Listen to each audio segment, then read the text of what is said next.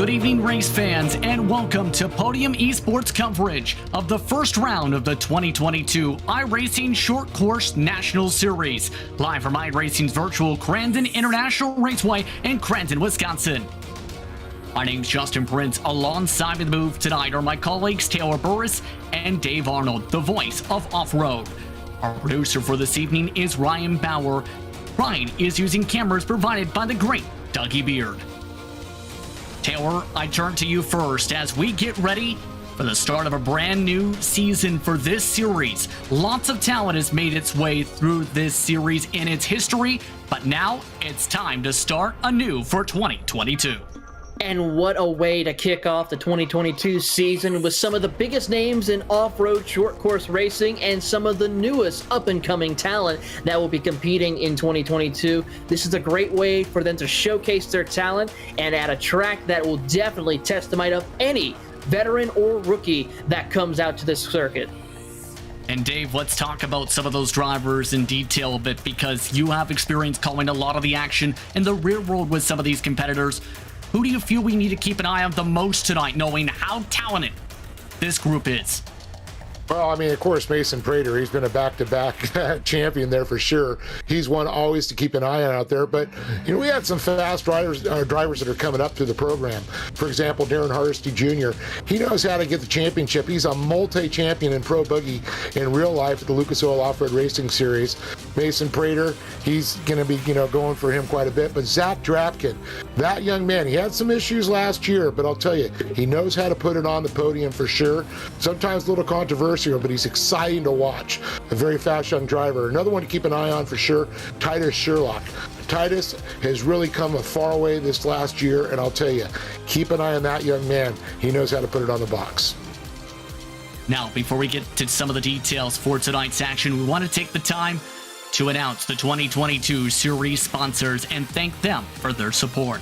CBR Performance Products, AIM Sports Data, Super Clean, Dirt Sports World, Signature Propellers, Positive Beverage, and Smith Graphics. It's with their support, the estimated prize pool total is around $2,000 for this season. And let's talk about this respective season, Taylor, because a lot of tracks they'll be visiting, especially a few times, in fact. But these drivers essentially have from January to March to see who can become the champion this winter, all the way to the start of spring. And it's certainly a certain amount of tracks and schedule that it will test the might of every single one of these drivers. Of course, we have multiple configurations with Crandon, with the full and short course. Then we head to Bark River International Raceway in next week, actually. And then personally, my personal favorite short course here on iRacing, Wild Horse Pass Motorsports Park, that will definitely test the might of any driver that goes out there. Love how the caricature of that track, along with just the undulations, the twist turns, everything about that circuit is an absolute blast. And of course, here at Crandon, it's going to be exciting to watch all these drivers take on this historical and world center of short course racing here. Let's take the chance to look at our Google Earth for tonight's action. And as mentioned, we are at Crandon International. This track has a lot of history, opens in the 1970s. Dave, talk us through this circuit where it will start this brand new season. Well, over 52 years of racing at Crandon has made it a staple in the Midwest, for short course racing for sure. And one of the great things about it, which you won't see any other tracks, is the famous land rush from the Skewett starting line there. And that is exciting. When they're heading into the Potawatomi turn number 1, it's nothing but full throttle, full speed, approaching 100 miles an hour, and sometimes you got 5 wide going in there. Sometimes things go well, sometimes they don't. But I'll tell you, Crandon never disappoints. A lot of turns, a lot of twists there, a lot of places to have a lot of contact, and a lot of passing going on. Keep in mind for tonight, as we take a look at your podium race analysis, that these drivers will have a mid-race caution. Worth noting for the feature this evening, which will be at the end of lap 5, it will be a race control caution where the drivers will be brought to a speed before being brought to a restart zone. But the main thing to think about is there will be up to 3 heat races available, 6 laps apiece. Essentially, the top 4 make it from there. And then, Taylor, it gets wild because essentially 4 laps per LCQ to try and make the 12-lap feature. It certainly will be exciting to see how these drivers are going to be able to negotiate these heat races and LCQ. The magic number for tonight is 4, as we heard from Justin about that. You want to make sure that you are on that 4th and final lap, are inside the top 4 to be able to transfer to the big show where the 20 best drivers will battle it out for those 12 laps. And of course, like we said, that 5-lap competition caution is going to be exciting to see. The drivers are currently in the midst of 10 minutes of solo qualifying, 4 laps to be able to set their best times. Titus Sherlock is amongst the first we'll be keeping an eye on as we are underway for qualifying. The first minute already is off the board, but the question's going to be, which drivers put themselves to the top of the board? Dave, talk us through the driving you're seeing right here from Sherlock, trying to make his way around the circuit for one of the first times around. Most of these drivers still yet to take their first time lap. One of the things, of course, in qualifying, you're out there by yourself, you're getting your times down, and that's what you want to be smooth. And you can see right now Titus looks like he's going by Skyback's corner there, heading down towards the gravel pit. It's a sharp 90-degree turn when they're coming around. This is going to bring him towards that finish line there. See a little Polaris Leap going to come up here into the Calamity Corner. One of the reasons they call this Calamity Corner here, boy, it is not wide. You get 3 wide through there, they're going to definitely be rubbing on each other. And you can see Mason Prater right there. That was our defending champion. He's got the number 1 there. Franklin Monac in the 110 machine there. You can see where he's going to come through across the McCoy finish line. Going to be heading over towards that Walker-Evans jump. Now you can see it's a little off camber as they come through here. Do a slight right turn. Now this is very important. You have to get on it, get this thing to rotate there. No, it's about a 70-degree turn there. So they're going to keep some speed up, but you're also going to see the rotation. This is where you're going to see some of the highest speed as they come through the backwoods here. This is where they come in the famous Cowboys corner. It is 90 degrees coming around. 2-3 cars, you're going to have some contact here. And this is where they're going to get back up to full speed and head into that Potawatomi turn number 1, which is after the start. This is going to be run parallel to that land rush start. You see some of the times already starting to populate a little bit to the point where Drapkin put up a 1:18.8, Crystal King a 1:18.9. Some drivers recording times in the 120s to start off the session. Keep in mind, the quickest drivers in practice put in 1:16.7s. That was Keenan Swain who led that grouping. Meanwhile, Mason Prater, who was 3rd in practice, looking to set his first qualifying lap up to the board. Currently looking pretty solid so far. In fact, 1:34 you've seen put up on that timing chart. This is now the start of his first time lap, coming to the end of said lap this time around for Mason Prater. Taylor. He certainly is, and as you see on board with his camera, he has his driver's suit on. He's ready to go at it, giving it the full experience. But notice the sawing at the wheel and the importance of making sure that you're able to hug the inside corner, try to carry that momentum as best that you can. Careful on the jumps. You don't want to land too hard on there. As we see, he's getting a little bit of wheel in there, tries to slide it through, and having a great run right now as he comes up to the top of this hill. Take a look now at Reese Newer, trying to drive around the number 15 machine. But I'm curious as well which drivers end up trying to showcase what they can do that we may not expect. Keep in mind, there is a lot of talent amongst this field, but for many of these drivers here, Dave, it's a great chance for them to showcase they can compete at the big levels. They can compete at the big stage. For example, when it comes to this number 15 machine, he noted in his descriptions entering tonight's action that he considered himself more as a kicking prospect, if I read correctly, yes, for the Orange County, California-based driver. Yeah, Reese Newer, you're talking about, or you're talking about Zach Drapkin? I'm sorry. Oh, Reese. Yeah, Reese Newer, awesome little kid. I know he's done a lot of that. He watched him go through the National Series when it first started out there, but also he did the Regional Series. Now, the Regional is more of a driver development, so I can see where he's starting to pick through the field here now. He's literally learned a lot of that Regional Series, and I think coming into the National Series, this is where it's going to show off him learning how to work his way through traffic. And speaking of one of the kids, I watched Zach Drapkin. I can tell you, he's not afraid to throw it in there, but he's the same type of driver. He can work through that traffic. I've seen him in the back of the pack work his way up to a podium position many times. And he's also one of the drivers who is racing with the racing suit on tonight. Drapkin, by the way, he is on the 4th lap of his respective qualifying run. Right now, Drapkin inside the top 5. Separation, though, about 0.6. He's just been bumped to 5th, though, because Keaton Swain just put up a 1:18.1 on his second completed lap to jump to the top of the board over Connor Berry. Great lap time indeed by Keaton Swain as he's going to continue on. He's a little bit off pace for his second lap. I'm looking through the field right now to see who is on a flyer on their fastest lap. Looking at a couple, the 07 of Bryce Simonox is currently on a fast lap with about 13 seconds, or a good little bit of run right now. We'll see if he can improve his lap time, currently sitting 14th on the leaderboard here as he comes through. There's Shane Paul in the 39 machine as well. He's currently getting his way up and going as he is currently looking at timing and scoring. Has yet to start his first lap as we see Reese Newer now working his way through. To correct you there, Taylor, he's actually on his 4th lap. He just hasn't set a time. And that's not easy to do, keep in mind, when it comes to trying to keep yourself from an invalidated lap in some circumstances. Looking back at the number 15, meanwhile, once more, the doggo-looking race car looking to try and zoom its way around the circuit. But how would you say the approach could be for some of the drivers tonight, Dave, knowing this is the first race of a brand new season, a lot's on the line, and in turn, you want to start off the season right? Well, I think it's basically going to be a dogfight coming out of it because these drivers, you know, they've been itching to get a new season going on. It's the first race of the year for them in the Short Course National Series. So I think they're going to lay all their cards on the table tonight. I think we're going to see a lot of people fighting for that first position coming out of the first turn for sure. See how Reese Newer closes out his qualifying run. 1:19.7, the best lap he had put up. No confirmed time, though, that time. That was an invalidated time.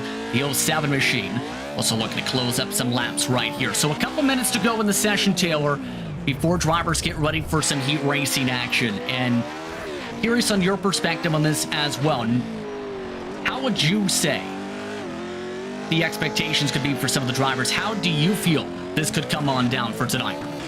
It all depends on how these drivers are coming into focus. For those who are just trying to make sure that they run their consistent laps and try to make their way through each and every heat race, LCQ, to make it to the big show, that is what they're going to be their focus. Try to make sure they take care of their equipment and make sure that they avoid all the incidents that will be expected when we get started with tonight's race here as we watch Brock Smith in the number 50 trying to get his qualifying completed. And one other thing that these drivers are going to have to realize is it's going to be a sense of urgency mixed with patience. You got to be balanced about that with these heat races and these LCQs. Even though these races are very short lap-wise, they still have plenty of time to either make gains or make mistakes. It's all about trying to showcase that balance here as they get ready for the first set of heat races.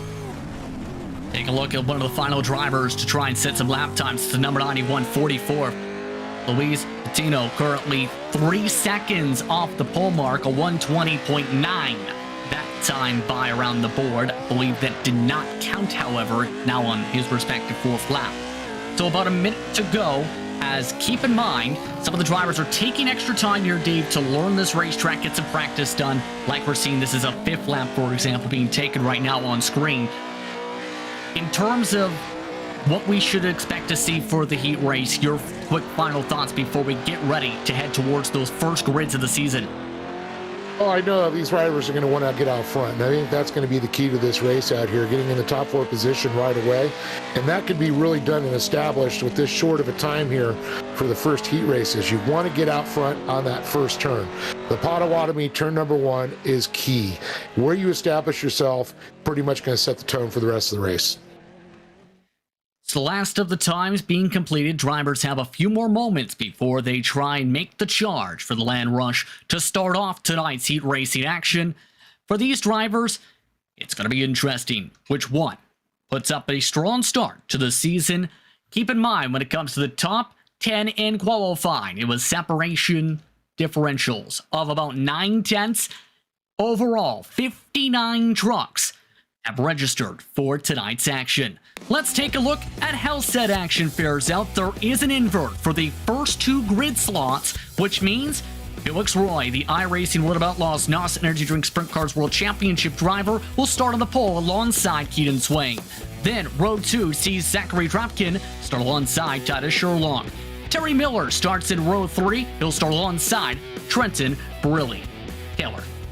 On to row number 4, you will find Noah Sanders, followed by Anthony Gaudillo, who will be starting. Rounding out your top 10 will be Reese Newer and Tom Grady. Starting in 11th will be Cross Kirchmeier, followed by Aiden Irvin in the 12th position. 13th position tonight goes to Roland Johns with Dennis Crosby in 14th position. Keep an eye on Donnie Stolbitz as well from 15th. Scott Posey scheduled to start 16th with James Watson 17th. The last of the drivers, Sawyer Tinker, will line up in front around Devin Allen and Trey Blank, the 20 drivers in heat number 1. And remember, just 4 advance to the feature. No pressure, Dave. Just got to make sure you get to the top 4. Yeah, that's definitely no pressure whatsoever. Only top 4 are going to qualify. You got a fat field there. You got a land rash, 100 miles an hour, going to thread the eye of the needle. Seen with the track conditions, by the way, pretty cool for today. The iRacing day is iRacing Day itself. May 15th, 2022. Just approaching 1 p.m. in Sim. Drivers have now finished up their sequence. Now, how will Heat 1 fare out for the brand new season? Let's find out. Green flag is waving, we're off and away. And a great launch for Keenan Swain. He leads the land rush onto the first corner. He tries to get ahead of Felix Roy. Roy tries to stay hard to the inside. Roy clears himself across the nose of Dropkin. Some drivers riding over the wall as they crash into the midst of the corner. 3-4 wide in the midst of the Hornet's Nest. 3 and 4 wide as they come through here underneath the Posse Bridge as they come out of turn number 2. Now heading over to the Skybox Straight. It's going to be exciting to see as we see Keaton Swain and Zachary Drakekin now pull away. Now here comes Drakekin to the inside and Scott Posey. Move him up a spot as he works his way up through the field as they're 3 wide, 4 wide even a little further back. Terry Miller gave a little bit of a door shot to Felix Roy to bump him out of the right. Felix Roy giving a shot on back to battle for 5th. More drivers riding hard against the wall. One driver is spun around in the midst of the back of the pack. Tom Grady is just backed up into the pack as well. The leaders, meanwhile, Swain, Dropkin, Miller, Roy now inside the top spots for the time being. Meanwhile, as we watch on board here with Zachary Drapkins, he is sitting comfortably in that second position now, about half a second back from your race leader, Keaton Swain, who has now retaken the race lead as they work their way over into the hairpin. And as they come out of there, it is going to be your top 4 starting to pull away. Terry Miller and Felix Roy trying to make sure that they keep ahead of Reese Newer, who is now working their way through as they head back to the Potawatomi turn 1. Out the first laps of this action, as let's take a look at Reese in particular. A bumping and banging first lap. He's the first man out currently, Dave, after the first lap. Approaching now 5 to go in this first heat of the season. That's why I said for sure everything's going to be in that first turn, and we can see, of course, out front, Keaton Swain. He got in that style position. I talked about Drapkin earlier. Keep an eye on him, and that's for sure. He was right in there. But, you know, guys are coming together, a lot of beating and banging going on there, and Swain was able to stay out of it. It looked like Reese tried to stay a little bit wide there and got him into trouble. Take a look at Dropkin in particular, still in second position. Looking to have a lot of fun right now on that inside groove. Right now is trailing by about 1.2 seconds, Taylor, but looking comfortable. Who's not comfortable, though? The battle for third. That's heating up with Miller attacked from Felix Roy. Newer is also under attack by Sherlock now towards the middle sector. They certainly are as they work their way through, as they look to the inside through the Cowboy hairpin. Oh, trouble for Terry Miller and Zachary Drakekin as they make contact. They gather it back up and continue on their way as they make the run over to the Potawatomi turn number 1 once again. But as they do, that now brings Felix Roy a little closer. No pressure right now from Titus Sherlock, who now moves up into the 5th position. He's about 3 seconds back from your top 4. And it's not going to be easy for some of the drivers, keep in mind, Dave, to try and catch up, unless battles such as this one heat up. Here's the thing, though. Remember that contact talked about on the first lap? It was Miller who sent the initial hit. Here's a hit back from Felix Roy. Well, there's going to be a little contact here as they get down. The laps start to dwindle down. You know, still a few laps to go here, and that's where the moves are going to be made. There, you know, one of those things that you have to kind of go a little slower to work with these guys. You don't want to go into contact because sometimes you'll end up taking yourself out. So you got to charge, but you got to be smart about it. Especially since they have a near 4-second buffer to this gaggle of cars, Taylor. And Reese Newer is now the meat in the sandwich in this. The Mutt Cuts machine under attack by Noah Sanders now, who tries to get to the inside. Keep in mind for Sanders, it started inside the top 7, trying to gain back some spots. Yeah, he certainly tried to do that as they come over to the Cowboy Hairpin, and as they work their way through, we see Newer now move back up into the top 5 after getting around Titus Sherlock. Here comes now Sanders to the outside as they head to turn number 1. Now Sherlock looks to the inside. They'll go sliding through as they approach to the Ponzi North American turn number 2 now. Hitting the marks, hitting the jump sideways. A little bit of a bobble right there for the 500 of Titus Sherlock, but is able to gather it back up as they head down toward the back straightaway to the next corners. Falling back on board with Sherlock, meanwhile. I believe his camera's actually started to tilt from all the motion, trying to go around the racetrack, trying to battle side by side still. But you have to wonder, what's going to be what catches them back up in front to that battle for 3rd and 4th, Dave? Again, these are the first drivers out. They are still nearly 3 seconds back. They've actually picked up some time this lap. Yeah, Miller does have a little bit of breathing room back there. You can see back to Newer, but Newer definitely feeling the pressure there from Sherlock, and you can see that a little bit of pressure, a little bumping's going on there. You know, I think Sherlock's just letting, Newer know he's there. You can see him showing a little bit of a nose here. That's where he's trying to set him up here. Gonna go for the inside. There it is, a little slide job. But look at this, nice move. Used Newer, basically used him right as a berm, able to take the inside, and that's gonna keep momentum.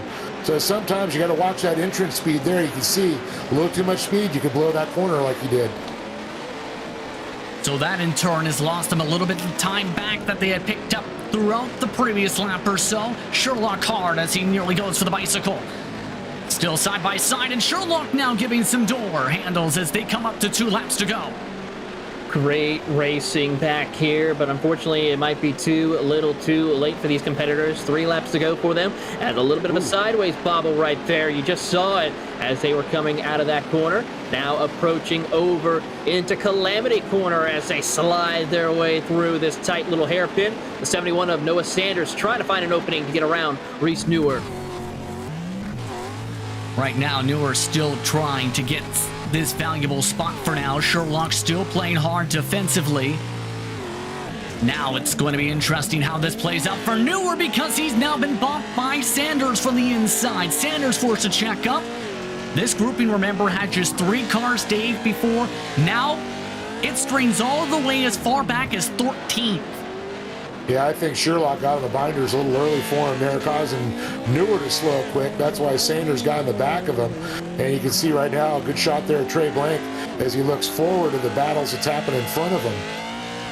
But one of the things is the setup is everything for these turns. How much speed you're going to go, if you're going to go high, low, or stay low, and use that drift gap to keep your momentum up.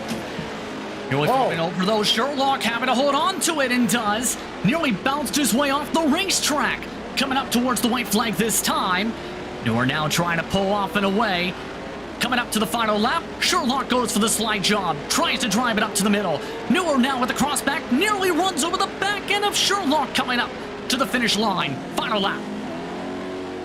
What a battle right here. Even though this is not for the transfer spot, this is still the best battle out on the racetrack right now. In fact, the gap between Sherlock and Miller is about 3.5 seconds. So unless Terry Miller makes a mistake somewhere along this racing circuit, which can be very easy to do if you don't pay attention, he is set for a smooth sail. As we see Keaton Swain, we haven't really talked about him all race long, but he is comfortably ahead of Zachary Draken by about 2 seconds as he comes out of the Cowboy Hairpin and past, of course, the merchant trailer just out over there, and heads back over to the Forest County Potawatomi Turn 1 for the final time. Keaton Swain absolutely dominant, to say the very least, in this heat race. His lap times have been upwards of about 2 to 3 tenths quicker than Drepkin. He's been running nearly a full second quicker than a majority of the field. Keaton Swain coming through the final sets of corners before the finish line to close things off for heat number 1 of the season. The first heat race winner for the iRacing Short Course National Series campaign will go to the direction of the number 21, Keaton Swain. Will get to celebrate. He'll pick up heat race win number 1. Draken finishes in second, followed by Felix Roy. Terry Miller at the top 4. Then it's the Hornet's Nest coming to the final corner as some of them ride the wall. Newer had a bicycle using the wall as a balance, but it's Sherlock who gets 5th. Incredible racing, to say the very least, Dave, to start off the heat racing action. Really sets the tone for what we're going to see tonight. I was just going to say, the pace has been set, the tone has been set. Now we can see that first turn really establishes how you're going to run this whole race. They're not running a comp caution. They're not running the flag halfway through. A lot of folks that aren't familiar that when we do our main event, halfway through the event, we go ahead and we re-rack, we restack that field by throwing that caution flag. This, you run from green flag to checkered, barring any problems, so important. And you can see Keaton Swain got it, to be going for this next time for sure. More than 3 seconds. He's going to be the bullseye. Absolutely will be. The difference from first to fourth, 9 seconds. Miller again, the last driver in, Sherlock the first out. Only 1 DNF. James Watson had to pit after the first lap. But heat number 2, we'll see Crystal King starting first with Connor Berry in second. Tyson Miller starts in third tonight with Nicholas Deschalais in fourth. Jay Price starts in fifth with Zach Knowles in sixth position. Taylor. Andrew Keeper will be starting in that 7th position alongside James Burke in the 8th position. Matthias Arjona will be starting in the 8th position, or at 9th position, with Shane Paul rounding out your top 10. Francisco Pieta will be starting in 11th with Austin Blosson surrounding out your top 12. Levi Metzinger will start 13th. Hunter Carpenter 14th. Patino, Cox, Hill, Lester, the top 18, the last drivers. For the grid, Jaramze, along with Matt Sabre should say. So heat number 2 getting itself all set to go. Just about all the drivers, in fact, already making their way to the racetrack, Dave. Drivers to watch for heat 2. Well, if I had my complete list up there, I could see the whole names, but gosh. How about Connor Berry? I'm going to say the 800-pound gorilla is going to be Connor Berry. He's been winning everything out there. When I see him race, he is always a front runner out there. I was kind of like, oh, Connor's in this one. This is going to be interesting. We'll see how it fares out because the drivers are just about all set to go for heat number 2 of the iRacing Short Course National Series campaign. Here's a look at Connor Berry as his fan looks to cheer him on as his ceiling fan and his number 1 fan for his room. Just about set to go. Green flag is waving, we're off and away for heat number 2. And a good launch for King to the inside. Berry tries to keep up, loses ground. The first 2 get themselves clear. Now it's 7, making your 7 to 6 wide in the corner. That's not good. Several already upside down, Taylor. Several are already upside down as they're going 3, 4, even almost 5 wide as they come up through the Ponce turn number 2. And as they come, of course, next through the Skybox straight, it's going to be a quick run over to the Polaris gravel pit. But right now, it's going to be Connor Berry who takes over that race lead from Crystal King, who both of them had a really good jump on the field. It's one over, and goodness gracious. Tyson Miller got door slammed out of the way from the top 4 and flipped upside down. That is more than a bicycle. That is a rollover, to say the very least. One more is just rolled over in the midst of the final straight corner. That is Bolson, who had that trouble and just has been hit by 15th on back. The race leaders, meanwhile, a little bit more calmer for the top 3 compared to the Hornet's Nest. That's 4th on back, Dave, so far. Definitely, one of the things you can see is everybody was going for it in that first turn. Well, you can see attrition now affecting the field quite a bit. And it's not mechanical problems, it's guys just overdriving the car. I think the anticipation after waiting, after that first heat, a lot of them are not calming down enough. Connor, though, looking pretty calm.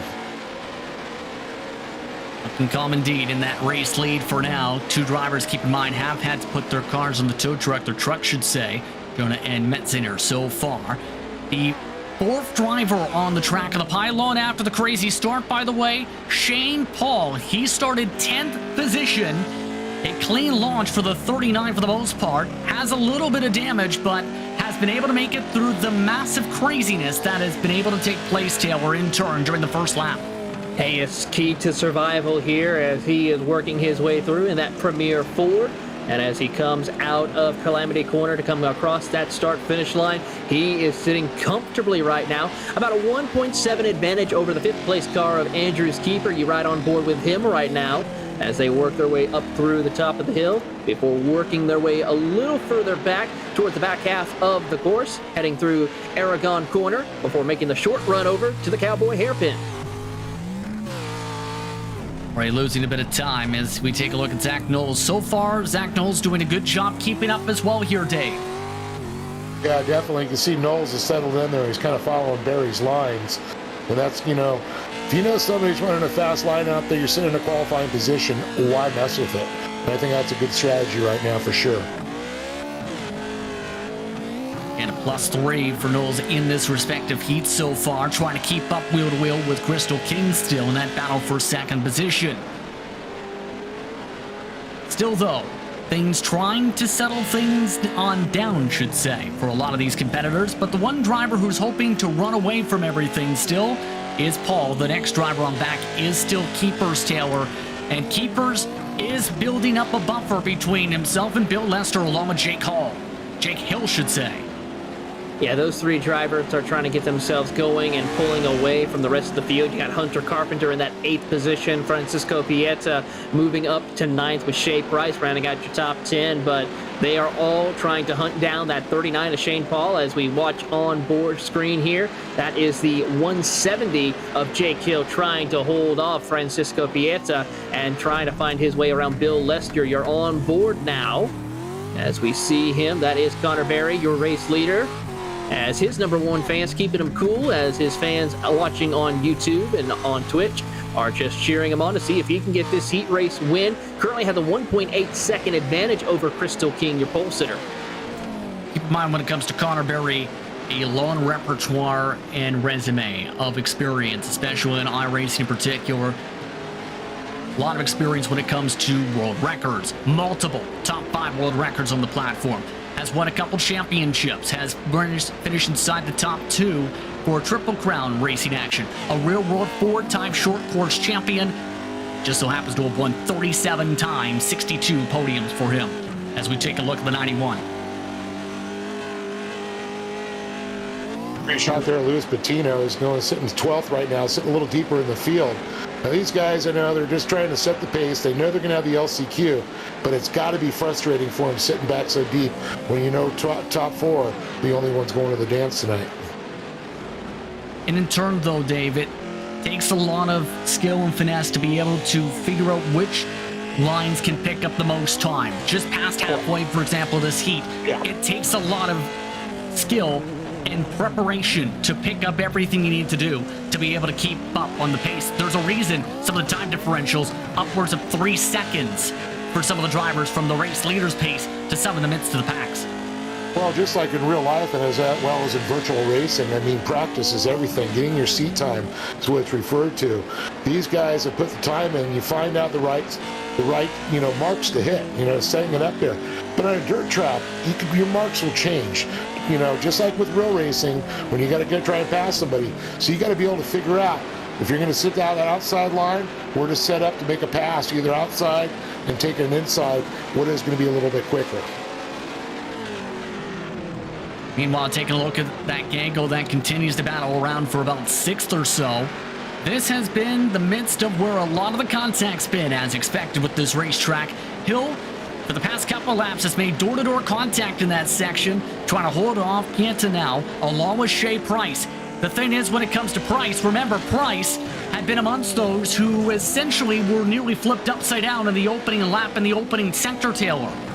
Yes, he certainly was, as we watch on board with Shea Price as they're working their way through. Great battling amongst them as we see a little bit of a nudge to the back bumper of the 25 of Pieta as they work down out of Aragon Corner, heading over to the Cowboy Hairpin, hitting their marks as they hit the jumps. Got to be so careful of where you put the jump. As more contact happens out in front, the 170 goes right up to the top of the racetrack, 3 wide as they come out of the hairpin. Contact is made now as they come down the front straightaway here, heading over to Potawatomi Turn 1.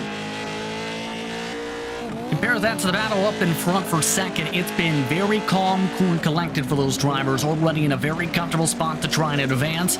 Zach Knowles trying to gain one more position, it appears right now. Keep in mind, there is a 4-truck invert for the feature. So that may be on the minds of some of the drivers, especially since it's very close to that respective mark for them at the moment. White flag is out, final lap for this respective heat race. Connor Berry continues to lead. The gap, very similar to what we've seen in Heat 1, more than 3 seconds for the final lap. One thing you want to notice, he's starting to come up on a little bit of lap traffic right now, and that's going to make it interesting. But I don't think these drivers are close enough. But someone I didn't mention earlier, and I should have given her due respect, she's a former regional champion out there, Crystal King. This young lady has come a far way, and that's one of the reasons she's running in second place there. Trying to hold off the events is right now in Knowles, but we'll see if they're going to get up in the lap traffic, if that will affect them at all. Keep in mind, some of that respective traffic was in part with some of the attrition from earlier. That is James Burke, who is up the road. James Burke already had a lengthy 1-minute pit stop after the troubles early on in this respective race. James Burke tries to stay up towards the high side. Connor Berry stays to the middle of the racetrack, coming up towards the final corners now to close things out for heat number 2. Connor Berry in dominant fashion to the final corner. Will take the checkered flag. Connor Berry wins heat number 2 of the season. Second spot goes to Crystal King, able to hold off Zach Knowles. And the last driver to move on in a transfer spot, Shane Paul, rounds out the top 4. First driver out, Andrew Keepers-Taylor. What a drive indeed for Connor Berry, Crystal King, Zach Knowles, and Shane Paul, for all of them to avoid the attrition. As for everyone else, well, they still have a chance. They got to go through the LCQs to get things going, but overall, a great race overall for Heat Race 2. Some of the last drivers completing themselves here. Tyson Miller has recovered from being flipped upside down to be on the circuit to finish inside 17th position. But the last drivers in terms of lead lap positioning to finish this one will be Cox, Patino, and Shea Price did have some issues this lap, we are hearing though as well. So let's take a look at your race results for heat number 2. Connor Berry, 3.9 seconds, the difference between Berry and King. Knowles, Paul, Keepers, the top 5. Keepers, the first one out. Carpenter, Lester, Pieta, Hill, Sabre, the top 10 in the 20-truck field. Entertaining, to say the very least. As you see, the drivers finishing things up. Shea Price, as a result of his troubles, finishes as far deep as 18th. But with that, it's time to head towards Heat 3. Third and final heat for tonight's action. And it'll be Darren Hardesty who will start from the first spot.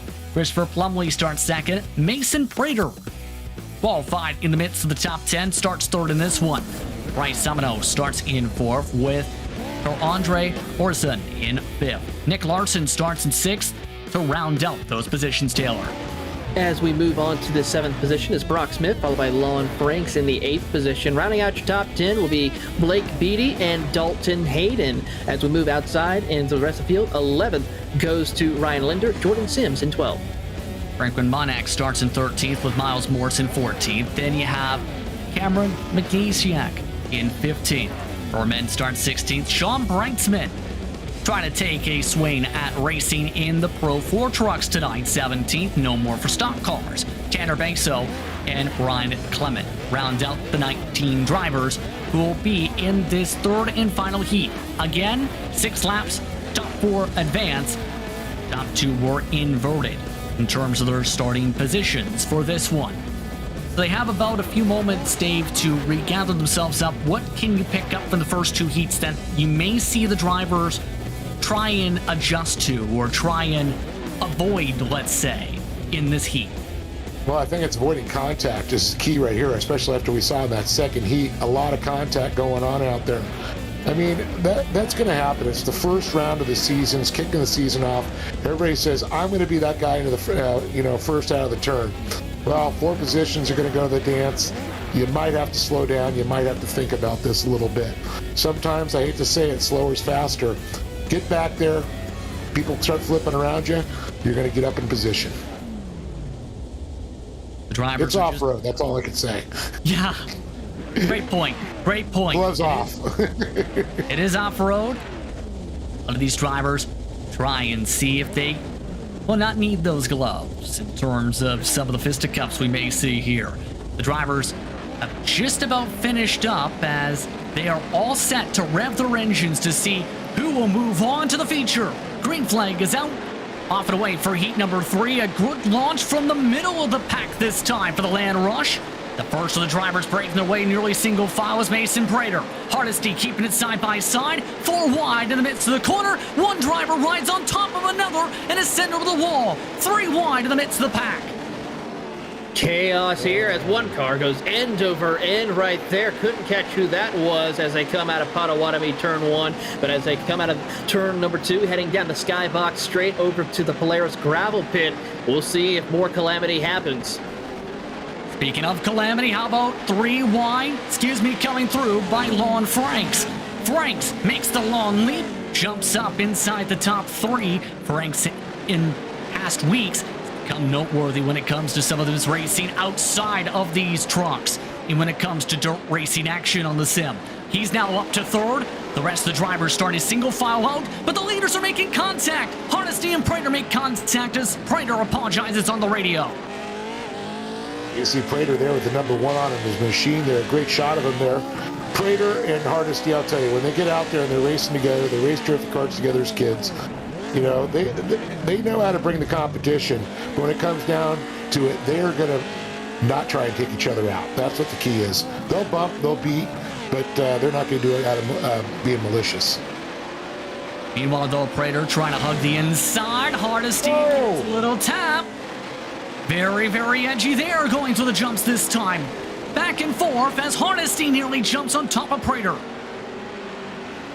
Meanwhile, a little further back, you have that 4th position of Nick Larson. He is under immense pressure from the 55 of Tor Andre Borison, who is in there. He made some big heroic moves as they come out of the gravel pit, heading over to the legendary leap before making their way into Calamity Corner. We'll see if the lead switches over once again as here comes Mason Prater. Darren Hardesty trying to get to the inside, give a little bit of a love tap right there as they come next up to the McCoy finish line and now over to the champion power corner. Here's a look on board, meanwhile, for the race leader and Prater. Much more tighter this respective heat, keep in mind, compared to the previous ones. There had been a previous separation of about a second plus after the opening laps, but this time the pack is keeping up. Larson now trying to hold on to 4th, though. Borson is staying within range this time for the slide. See the dirt being kicked on up as Borson dives his way to the inside. Can't make the move, though, on Larson. Well, I can tell you, coming out of Cowboys Corner there, one of the quick lines you can see a lot of the drivers are going to take that high entrance low with a high exit. It's hitting that apex and you're out front. But when you're a little bit deeper in the field, that doesn't pay off too well. Meanwhile, for the number 55 machine, trying to take a little of the higher groove as well. Keep in mind that machine has already had a lot of bumping and banging, Taylor. Some parts of that front end are crunched in. For the top 5, separation, about 2.9 seconds amongst them. The top 2, though, only 4/10 differentiate themselves. You're talking about some of the toughest trucks in all of motor racing. These trucks are utilized in short course racing. You see them race in the Baja 500, Baja 1000, and so many more racing events off-roading, and they can handle any beating and banging that you see happening here on this circuit at Crandon, and they are putting on a great show as they come out of Aragon Corner, heading over to the Cowboy Hairpin coming up. But Borison definitely a man on a mission right now as he's trying to find his way to the inside of Nick Larson as they come through the Cowboy Hairpin. Gives a little bit of a nudge, sends them around just barely. They gather it back up, more contact as they come down the front straightaway, heading over to Potawatomi. Keep in mind for Nick Larson from Gladstone, Michigan, one of the drivers who came from the regional side of things. Top 3, in fact, in 2021 competition. Looking very strong in national competition so far. Is nearly bumping up for the bicycle, Borison. You know, one of the things about these short course trucks, these short course trucks are only raced in short course, where the desert trucks, trophy trucks are considered, you know, a little bit different, a little bit more travel out there, a little bit different setup. these things have a lower center of gravity, and it's because of all the turning that they do. And you can see there's a little bit of body roll, but they keep these trucks really low. And these are four-wheel drive trucks in real life, not full-time four-wheel drive, meaning only when the throttle's engaged is that front wheel engaged in the front locker. As soon as they release the gas pedal, it actually disengages the front differential, allows the truck to rotate around. As soon as they get back on the gas, it's going to pull them out. So a little bit of difference here, and you can kind of see why these things handle so well through these tight turns. Especially with a lot of these battles, but as we've seen, confidence is king if you want to make a pass. Morrison has the confidence, but can't make the move. Looking for that time to Cowboys hairpin back single file amongst them. The top two have taken the chance. Taylor in turn to pull away. Coming up to 2 to go this time. Hardesty keeping up with Prater though. Certainly are, as they're trading fastest lap of the races right now. Currently, Prater set the fastest lap of the race, as well as last time by with a 1:17.232. As we see Darren Hardesty run a 17.535, so they are definitely some of the fastest competitors, some of the fastest lap times we've seen in these heat races so far. As we watch them come through Calamity Corner, we should be seeing the 2 to go this time by. They'll take that as Morrison still keeping things interesting. Lon Franks continues to lead this respective grouping though. Franks, the Pied Piper, in third position, but the bubble spot still in control by Larson. What can Morrison do? Because he's tried to dive to the inside a few times, Dave. Has not been able to fully get on by. Has tried to pass several times in Cowboys hairpin already. Well, fortunately, he's going to have to wait until they get up in a little bit of traffic, I think, to slow down in front of him. That's one of the big keys right there for sure. And you can see that's how you want to do. You got to get a slide job underneath. Not able to make it happen, but, you know, that's a good way. You set the driver up, and then maybe the next time around, in that last lap, is when you change your lineup, and that can usually sometimes come into your favor and make a pass.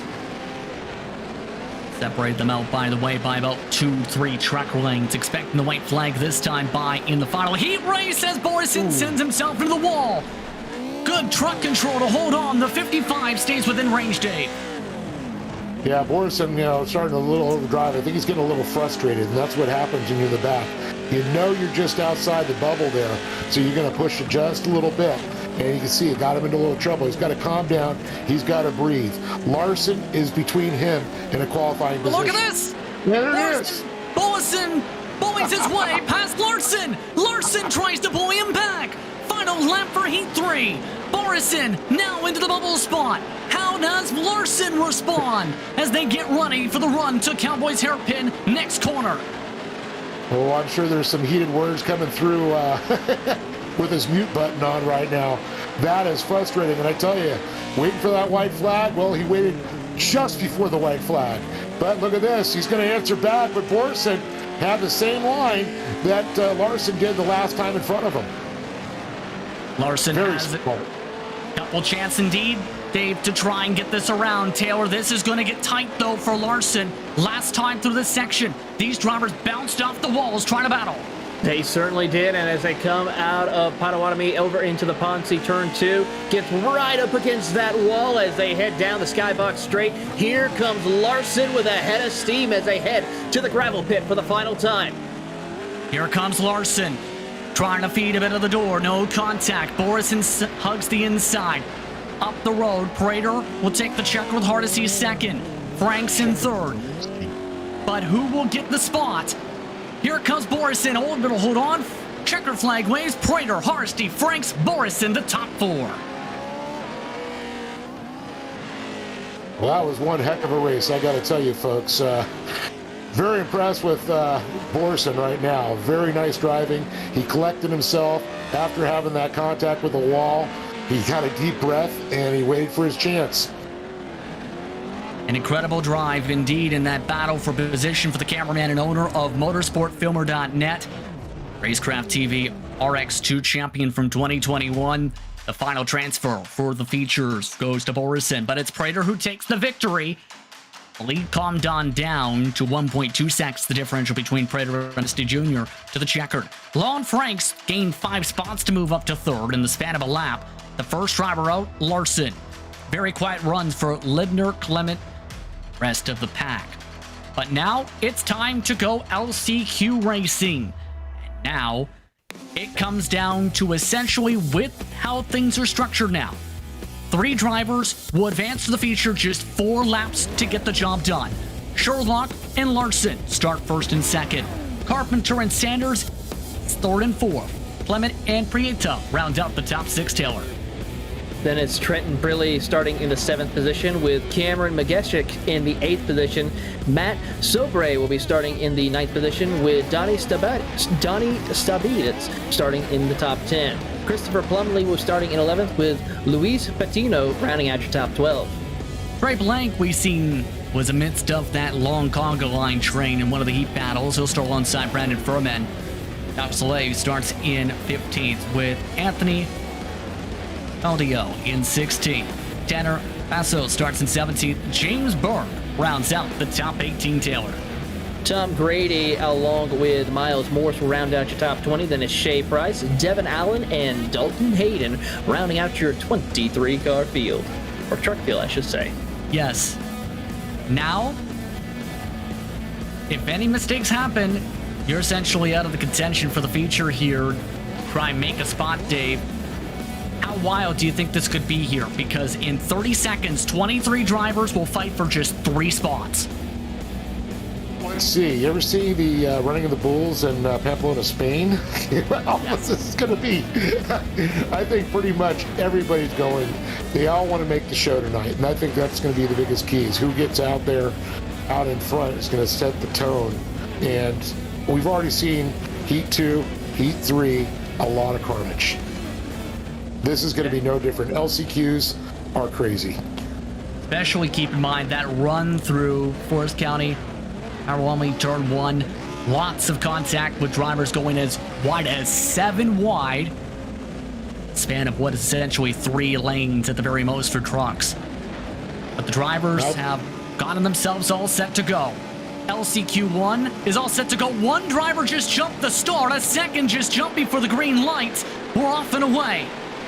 And a good launch this time from Larson. Already clear, and 1 driver spins themselves to the pack. 1 driver to the very pack of the grouping. That's Pieta spun himself around. 4, 5, 6 trucks are flipping upside down. I think half the field we just lost.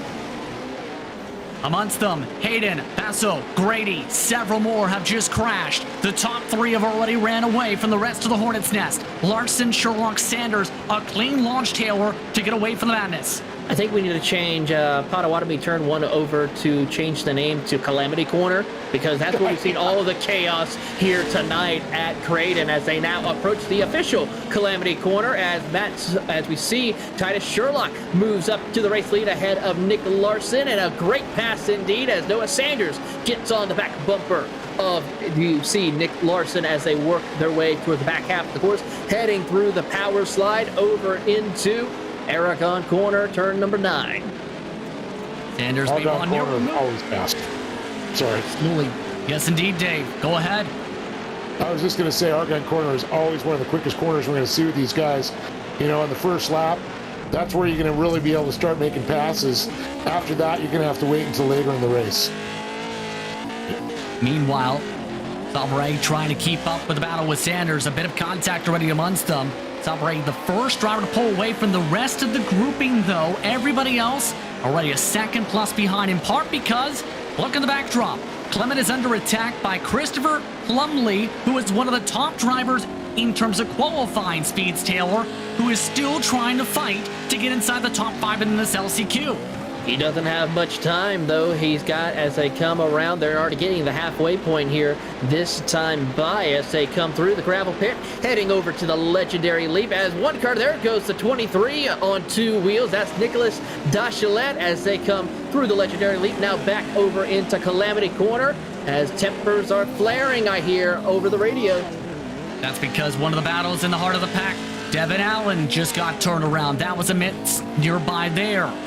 Meanwhile, still, the 3-car pack is now a 4-truck pack, should say.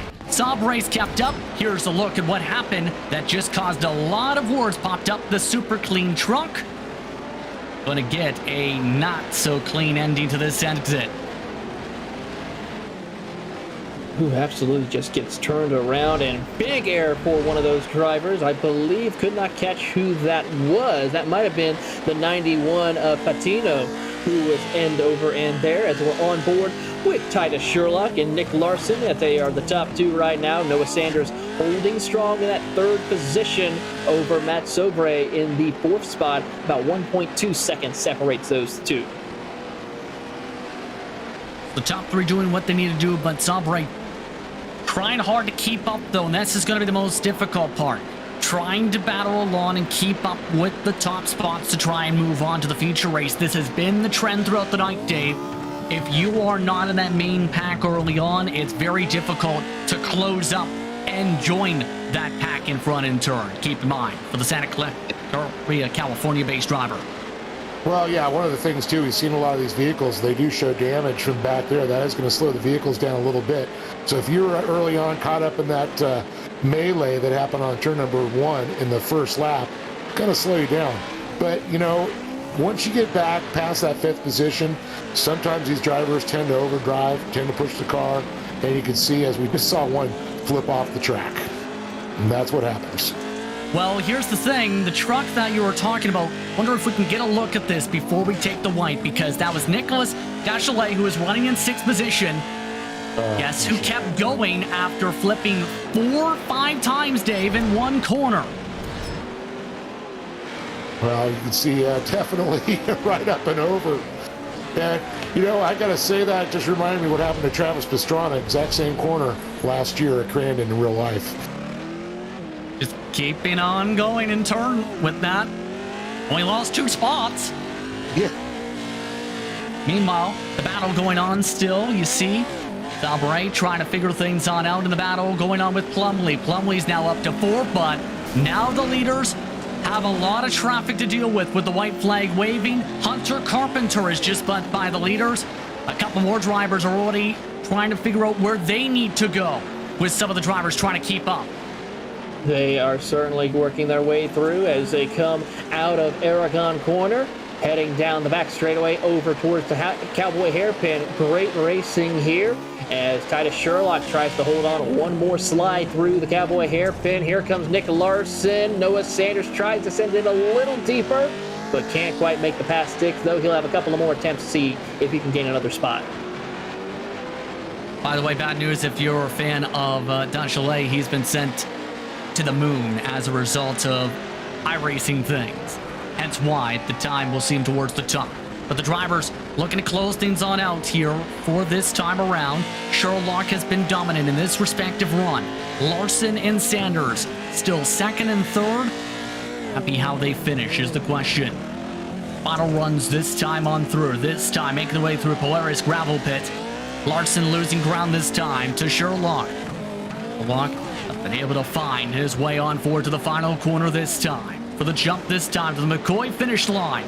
Sherlock wins the first LCQ. Larson and Sanders move on, Dave. One of the things that the LCQ never brings disappointment and excitement and in action on the track. They sure brought it tonight. Absolutely did. And for some of the drivers, they definitely felt the attrition build up. Yep. But in the end, Sherlock, Larson, and Sanders are the first 3 to survive through the trouble and able to never look back and turn from it. Plumley, Gishiak, the first drivers out. Sobre dropped back to 6th for the checkered. Burke, Morris, Clement, Blank, the top 10. Only 22 drivers did take the green, it is worth noting, out of those respective drivers. One did not take the start. That would have been Donnie Stolbitz, who missed the green flag. And of note, Dachelet, as a result of being launched up to the moon, finished 1 lap down in 16th after that tumbleweed on around the corner. But now it's time to turn the corner to CQ2. Andrew Keeper starts on the pole for this respective one, with Reese Newer in 2nd, Ryan Linder, Bill Lester 3rd and 4th, Roland Johns and Bryce Samino the top 6. Taylor. Jake Hill will be starting in the 7th spot with Aiden Irving in the 8th spot. Brock Smith will be starting in 9th with Eric Scott rounding out your top 10. Sawyer Tinker will be starting in the 11th position with Jordan Sims rounding out your top 12.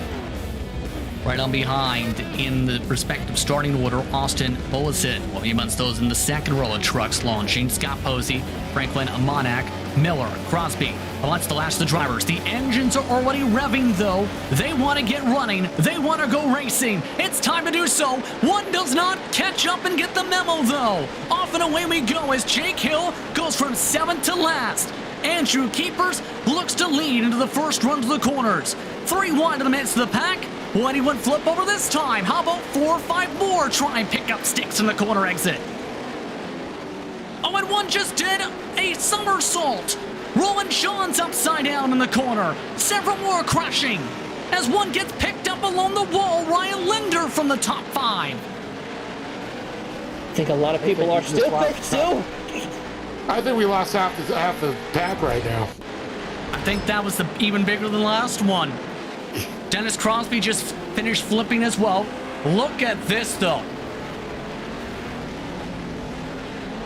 It's not over yet. And then they go for stage 2. And then they gather it up for stage 3. That's just up the road here. Then they decide, and wait, you know what? There's more. Let's knock down some billboards. And let's go to the moon. I think we have a bunch of new space cadets for the Podium Esports space program here tonight. I think we'll be picking up a lot more of them throughout this iRacing short course season as calamity is happening over at Cowboy Hairpin. Multiple cars looping around, and they're still wrecking as they come out of the hairpin. That's right behind Newer & Company by at least a corner plus. They've all straightened out. It should be worth noting, though. How crazy has the start been, by the way? The driver who started in 20th position, Cross Kirchmeier, has jumped up to the 5th position. Yes, you heard that right. That's a plus 15 in 3/4 of a lap. And that is not usual. That happens in real life so much here in Crandon. Sometimes you'll have nobody crash, but when there's a crash, it's going to take out 4, 5, 6, 7 guys. So very common. Drivers will have to be careful, though, such as Roland Johns. He's wearing VR, by the way, and was one of the drivers who flipped over, so that doesn't help things, potentially. There's also Ryan Linder, who was in 5th to start the race. He just got hit by Eric Cox because he was that truck stopped along the edge of the circuit, you may have noticed. By the way, we just finished the first lap, finally. Reese Newer and Andrew Keepers, 1st and 2nd. Irvin, the last driver in currently, in 3rd position. The separation growing already, though, over Bill Lester. Talk about Bill Lester in that 180. He was able to survive all that calamity that happened around him. Did a great drive indeed for his run. As you're now on board, as we look a little further back as they head over to Potawatomi turn number 1. Just sliding through there as they head over to Panofsky turn 2. Great battling amongst the field right here. That is the 75 of Cross Kirchmeier, who now moves up into the 4th spot, has his sights set on Aiden Irvin to get up a little bit, but he has about 1.5 seconds to catch up. Yeah, that's going to be the big thing. Will he have enough time to keep up with only a couple laps to go this time for the driver based out of the state of Texas? Someone who has won state championships in XC dirt bikes, ATVs, and side-by-sides. And also just so happened to win a one-off SXS race at the Mud Nationals, as well as at several other events in terms of that run. So a lot of talent there, all while Reese Newer continues to lead the field. Yeah, he's definitely a quick one in the side-by-sides, that's for sure. Absolutely, Kirchmeier trying to run and pull ahead forward still to Urban. Still, that separation nearly 2 seconds. Now, I don't know if you guys have noticed what he has on the wrap, the Dumb and Dumber, the Mutt Cuts. I didn't make the connection to that film. I did. That was hilarious. I thought that was a real sponsor. Yeah, I just had to throw it out there. He's even got the nose and the tongue on the front of the truck. Awesome, Reese. But I'm noticing a lot of these drivers will have ones that emulate big, well-known drivers to being unique like Reese. It really makes you stand out. One thing I've always told these drivers, do something that's going to make the announcer notice you. We notice that. Yes, indeed. Meanwhile, guess who we're noticing? A car coming out of the pits and nearly hitting 3rd. Nathan Ramsey nearly turned the bubble driver. Well, that was a quick hot pit exit there. White flag is waving, by the way, and Ramsey's letting drivers go. Keep in mind that pit exit right out of the corner exit right there. Hello. Talk about a hold your breath kind of moment right there, Justin, as they come out of Calamity Corner to avert the calamity we just saw, as we see Reese Newer heading over to Cowboy Hairpin for the final time. He's got keepers hot on his tail as they come out of there. And then, of course, Aiden Irvin in a comfortable 1 second lead now as they come out of the hairpin for the final time. Kirchmeier, despite being one of the quickest drivers on the racetrack, running out of time. Meanwhile, Newer, the driver with the quickest lap times total, looking to close things on out in this one. A big crash for 15th on back, but the leaders, they don't have to worry about that because it will close out this LCQ this time around. Reese Newer started front row, second position total. Will the drivers quick in his respective heat now for Reese Newer? Final corner this time, coming up. This time around to the McCoy finish line. Reese Newer will bring that machine to the checkered. Reese Newer wins the LCQ. Keepers, Urban, the top three. Kirchmeier, the first one out. But what a drive for the 75. Got to give a big round of applause for Cross Kirchmeier, who came up and gaining 16 positions. And how about Reese Newer when we saw him on camera giving a big fist bump, showing a wave to the camera? And I got to say, he's going to be a personality that's going to be fun to watch this season. Lots of drivers finishing things on up of note. One driver did get involved in an incident. Scott Posey, Sawyer Tinker. We'll see things shuffle outside the top 10, but it's Newer, Keepers, Urban, the top three who move on to the feature directly. The rest of the drivers are done. Kirchmeier, Lester, 4th and 5th. Beatty, Smith. What a recovery, though, for Jake Hill. Remember how he missed the start in terms of not getting on the gas, Dave? Because of, well, everybody else flipping upside down in front of him, he recovered from being 5 to 10 truck lengths back into that corner to still finish in the top 10. And that was so impressive. And I got to say, he's one of our younger drivers out there in real life. He races the Razor 170s. He's, trophy carts. Just a little guy. And the way he drives, man, I'll tell you, he goes toe-to-toe with the big kids. Not a problem. Some wild action so far, but the action continues on in just the next few moments. iRacing Short Course National Series action continues right after this quick side-by-side. You're watching Podium Esports from the virtual Crandon International Raceway in the state of Wisconsin. Stay tuned.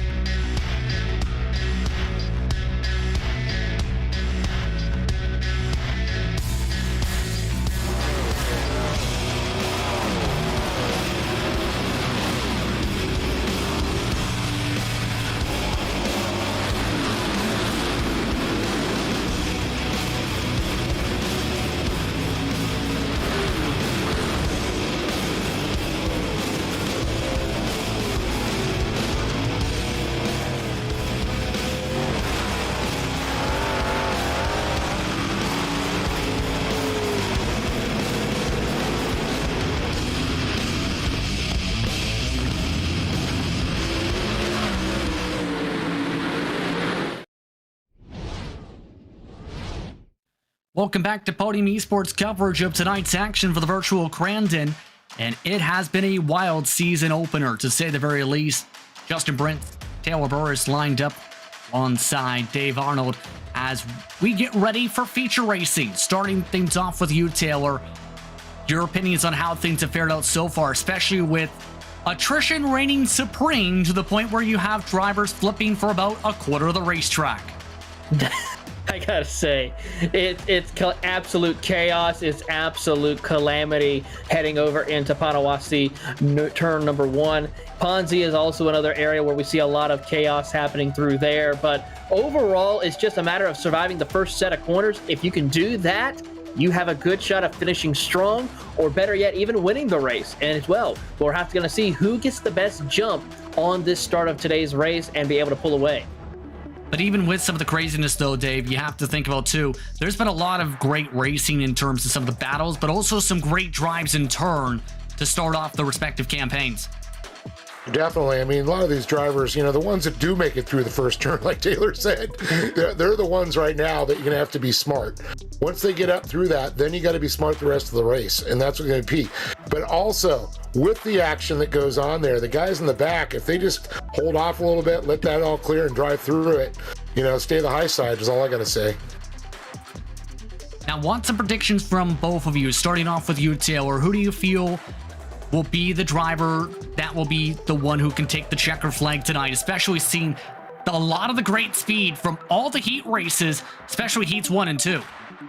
Looking at throughout all the heat races we've seen, you got to look at those that kind of pulled away from the rest of the field. And some of those drivers, I have to say, that had this pace, that were able to do that. Keaton Swain, he had the fastest good lap of the race during practice and qualifying.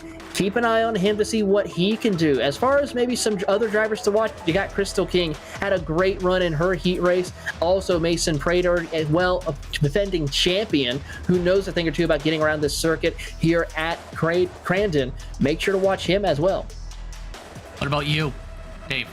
Well, I'm not going to disagree at all with Taylor, but I'm going to throw some other names in there too. Zach Drapkin and Darren Hardesty, you know, have been just incredible. Keep an eye on Drapkin. It's going to be very entertaining, to say the very least, once this action gets underway. Right now, drivers are finishing up the warm-up session before they head into the feature race. Once again, I'd like to take the time to thank the sponsors for the 2022 season, this respective series: CBR Performance Products, Sports Data, Super Clean, Dirt Sports World, Signature Propellers, Positive Beverage, and Smith Graphics for being a part of this series. On that note, the drivers are just about all set to go feature racing. 12 laps with a competition caution at the end of lap 5 to see who will start off the campaign with a victory. The top 4 have been inverted, keep in mind, when it comes to their starting positions. Guess who's in control of the inside first row? It's Zachary Drapkin. Mason Prater will start second. Barry and Swain will start third and fourth. Both of them had dominant heat race victories. Crystal King, she starts in 5th. Darren Hardesty Jr. kept up with Prater in the respective heat race for number 3 of the night. Taylor, that's going to be a driver to watch from 6th. Certainly is going to be one to watch as we move on to the 7th position of Felix Roy. Zach Knowles will be starting in 8th alongside Lon Franks. Terry Miller had a great run as well during his heat race. 11th goes to Shane Paul, and probably one of the most exciting and entertaining drivers of the night, Tor Andre Borison, rounds out your top 12. The first driver right on behind will be Titus Sherlock, with Reese Newer straight for the LCQ to 14th. Nick Larson, Andrew Keepers, Noah Sanders, and Irvin will be the 18 drivers set to start off a brand new season, or it is the first feature of the iRacing Short Course National Series campaign. About 40 seconds before the drivers are expected to make the land rush for the start of the first feature of the season. Dave, your keys to victory. Get out front on the first turn and stay out of trouble. Can't say any more than that. Especially with the trends, keep in mind, we've mentioned, absolutely. It's going to be very wild to see who's able to get through cleanly through turn 1. Drivers are able to settle on down by the time they get to the Polaris gravel pit. Just about 10 seconds to go, though, before the green flag waves and the launch gets underway. Freaking Prater, Harry Swain, the top 4. The clock now reaching its final couple seconds now. The first feature of the 2022 season is all set to go. Crandon is all set and buckled in. The drivers are revving their engines. Barney the flagman all set to go as the green flag waves. We're underway from Crandon. Drapkin with the good launch the inside. Prater trying to keep a side-by-side movement. Connor Berry 3 wide. 2x2 and 3x3 on behind. A clean run this time to the first corner. One driver runs 45 degrees sideways, Zach Knowles, and is able to hold on. But it's 3 wide for the lead. Dripkin loses the inside. Prater puts him in the wall. Prater makes contact with him to the wall. Prater puts himself in the wall. Berry side by side for the run to the Polaris gravel pit for the first time as Berry tries to park it in front for the lead and does. How about this battle here as they come over to Calamity Corner? Will we see more chaos? One car end over end. That's the 15 of Reese Newer who will go on to his lid in the Mutts Cuts machine. As we now go back up to the front of the field, Keaton Swain now doing what he's been doing all night long, getting the race lead and staying up front. Contact, though, as they come out through Aragon Corner. Connor Berry wants to lead this race. A lot of bumping and baiting as they start and settle single file inside the top 4. Crystal King the first, battle side by side for 5th. Here's a look at Connor Berry as that fan works hard to pump along Berry. Berry not electing to go for the slide for the send this time. Tries to keep it side by side though for the exit. Behind them, Sherlock launched his way past several drivers. Sherlock started 13th, is already up to the top 5. Yes, indeed. What a battle indeed as we ride and watch this replay. Watch what Sherlock does. 1, 2. Does he get the other one? He just parks it right in front of Crystal King and moves on ahead, picking up a few spots into the top 5 as we go back up towards the front of the field. Keaton Swain, Connor Berry having a great battle amongst themselves as we watch also Mason Prater closing in on this battle for the top 2. Now they make their way once again towards the run, towards Calamity Corner. See the look from Prater meanwhile. Starting to get a little bit of breathing room. Prater not as quick through that corner though, losing a bit of ground to Berry and Swain. Those two are all over each other though for the race lead in front, Dave. Definitely, but one of the things, I don't know if we've talked about, but some of these drivers set the trucks up for either really quick at the beginning or quicker at the end. How much fuel load you're taking, that has a lot to do with too, with weight in the vehicle. But, you know, sometimes you got to time it out just right. So I'm going to say that's coming into play. I'm going to see some other drivers, or we will see some drivers start to move their way up after the caution. And that's also another part of the plan these drivers have. Wait to the comp caution, then you roll the dice. A good point indeed to think about the big picture side of things. See one of those drivers in the midst of that train up at the front. That is Drake Kid, who is shuffled to 4th spot after the start. It's going to be interesting turn which drivers you see tendency-wise, Dave, go with that direction based on your experience. Keep in mind, there is a competition caution coming up at the end of the 5th lap. Well, I can tell you right now, I mean, Sherlock has been one of those drivers, but Darren Hardesty's been famous for that. He'll be really deep in the field for the first part of the race and then slowly move his way up. So keep an eye on them. Prater, always really fast all through the whole race. Same with, of course, Connor Berry. I mean, these two kids, they've had it dialed. It's just a different strategy the drivers have. Keep in mind, Hardesty is in 15th position. See if that works out after the competition caution. I'm not going to say he's going to run up to the front, but keep an eye on him. That kid will move up through the pack. Having to be careful, though, especially since Nick Larson you've seen just hit the wall. But Swain starting to get some breathing space. Bit of trouble for Borison, meanwhile, though. Borison has crashed in the midst of the corner. This time, the run through turn 10, Cowboys hairpin has become a trouble spot for the 55. Tough break for both Borison and Shane Paul as we take a look here at the replay of what happened. And whoa! Talk about getting punted. Punted and didn't make it over the railing just yet, but apparently just Shane Paul did not have any brakes whatsoever. Let's take a look at this from the view of Franks as they come over to the Cowboy hairpin. And make it, they're going through contact and could not make it break enough, and that round goes Paul, and then up over the edge almost is Torreson, as there you see right here, here's Jake Paul, or Shane Paul.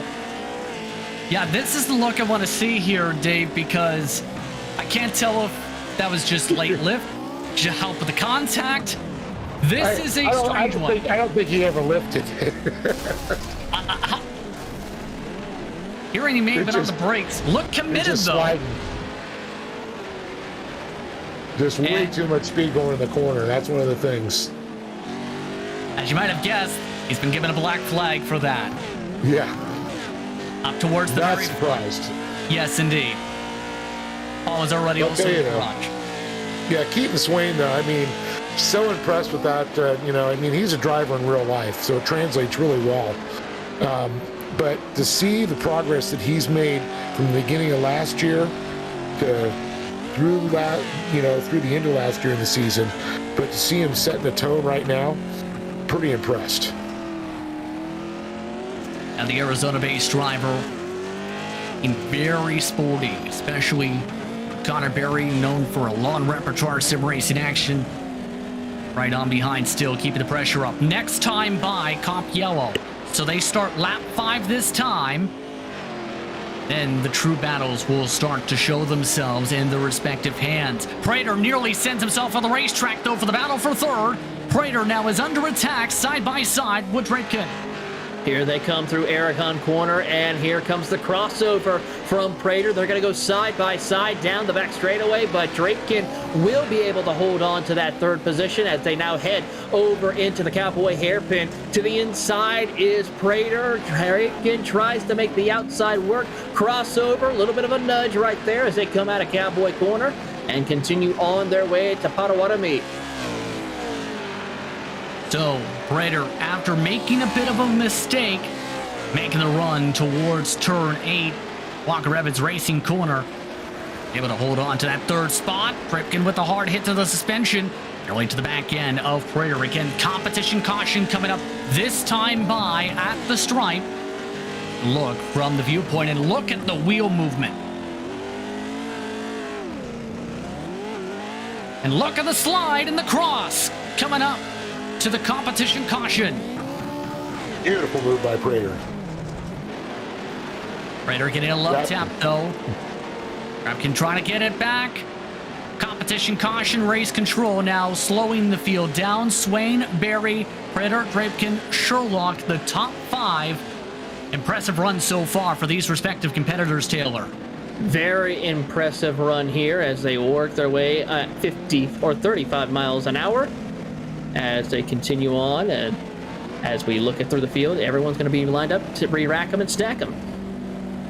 Let's take the time to look at the upcoming events across the iRacing world as well, because New Year brings a lot of racing in turn, and it's starting to pick back up on the service in turn, starting with SimMax Cup Series powered by MPI action at Darlington. That's on January the 9th at 9:15 p.m. Eastern Time. You can catch that at twitch.tv/Podium Esports. Then Monday Night Racing goes road course racing at the Red Bull Ring, the Porsche RSR, starting with Road to Glory action at 7 p.m., followed by the Pro Series. You can catch that Podium 1 for RTG and Pro Series on Podium 2. Then Operation E-Motorsport in its iRacing League heads to the Daytona Road Course. Battle on the sea. Who can conquer the world center of racing? Coverage starts January 11th, 8 p.m. Eastern. YouTube.com/Operation Motorsport. And also keep an eye on the S-Rock presented by Shenandoah Shine Race as it goes to Charlotte Motor Speedway. January 12th, 9 p.m. Eastern on Podium. Meanwhile, we're back to racing, and off and away we go from the competition caution going to the start zone. Swain with a good launch. Berry not as big of a launch though. Taylor is already under attack from Prater and Company. Certainly is, as they come over to the Polaris gravel trap and then work their way over to the great leap of the legendary leap of Polaris as they work their way now through Calamity Corner. A great run for Swain, but Berry, Prater, and Drakekin battling it out. Here comes Crystal King now to the inside of Titus Sherlock as they work their way through the power slide there and head their way over to Aragon Corner. Here's a look, meanwhile, at Crystal King. She's in 6th position. A little bit lower line, trying to defend as well. With Zach Knowles, no sends this time as to make their way toward Cowboys hairpin. Seen some big sends in this corner. No major sends for the top 4 yet. A bit of a bump for Sherlock to the dirt. Off towards the berm. King making contact with someone inside. Zach Knowles just got spun. You can see the different setups they come through Cowboys Corner there, and I'll tell you, it's outside, inside, and this replay is going to really show how the different setups are there, especially when Crystal King comes in. There is a little too much speed into Titus and a little bit of contact there, and you can see a little end result, other drivers getting caught up in it. On racing, though, coming up to 5 laps to go this time. It's Blind John for the race lead. Parking the bus is Connor Berry. Berry to the point for the first time tonight. And that was a textbook. And I'll tell you, coming out of the gravel pit, always a great setup before the leap there. A lot of slide jobs, a lot of passes have been done there. Connor Berry taking the opportunity to get his first lap led for this feature. Now, with under 5 laps to go, can he hold on to it with Swain keeping the pressure up? Prater and Dripkin still keeping up in the lead group. Everyone else more than 3 seconds behind your race leader. And talk about this too, Justin. Connor Berry just ran the fastest lap of a race with a 1:17.266. So he is absolutely flying both on the track, as we now see Keaton Swain back on the attack to the inside as they come out of the Cowboy hairpin. One of the best runs through that corner we've seen to keep it side by side. Swain tries the higher line. Bit of contact as he's fed the back end. Going through Potawatomi turn 1. Off through Hudson North American turn 2. Swain higher up on the racetrack. Prater with the viewpoint as Swain tries to keep it on up. This time through Skybox straight to the Polaris gravel pit again. This time to the high line goes Swain. Swain is working with different angles. Sorry about that. But, yes, and those angles seem to be working well, though, Dave. Yep. Oh, and those angles just shut down hard. Oh.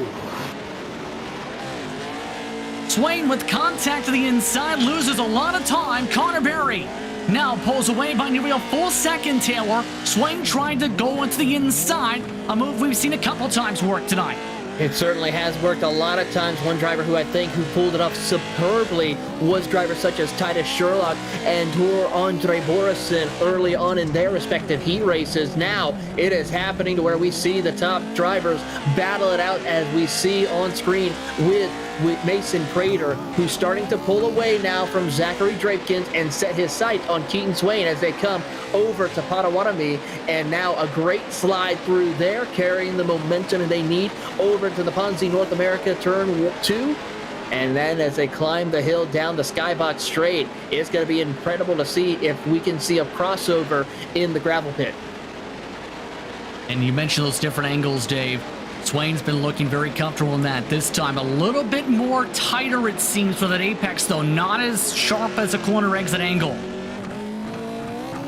Going in sharp there, he already found out it's going to bite him going in that K-rail there as he came around there. So you can see this time going a little bit wider. Still shaving a little bit, but I think last time driving a little too aggressive there. He needs to slow it down, back down, collect himself. But you also can't let somebody like Connor get away, because he will gap you. Swain trying to push hard, it seemed, into that corner entry that time to prevent the chance to gap growing forward.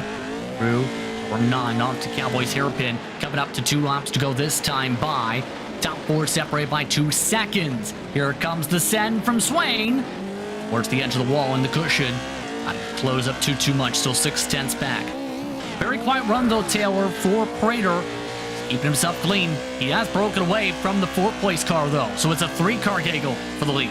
It certainly is a gaggle of 3 right now for the race lead, as you're on board with Mason Prater, your former defending series champion, as they come over to Panasi North American turn number 2. The number 1 machine just trying to see if he can run some more consistent laps and make up that time needed, but it's going to be difficult, as we'll see the popsicle sticks in the air from Barney the Flagman. 2 laps to go.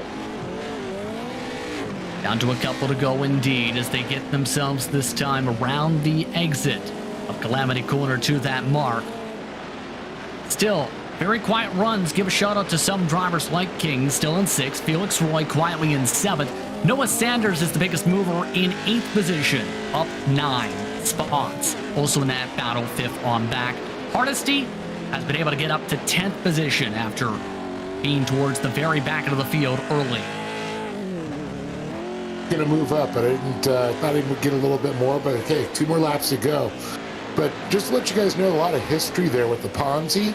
At turn 1, that's a lot of the logging equipment. Of course, all around them with all those forests, that's the way it was cleared. That land was cleared all by the Ponzi equipment. So that's one of the reasons the great involvement there in Crandon. So very important to know indeed, and keep in mind that brand's still very big as well when it comes to some of the Wisconsin-based drivers moving through the ranks in multiple different disciplines.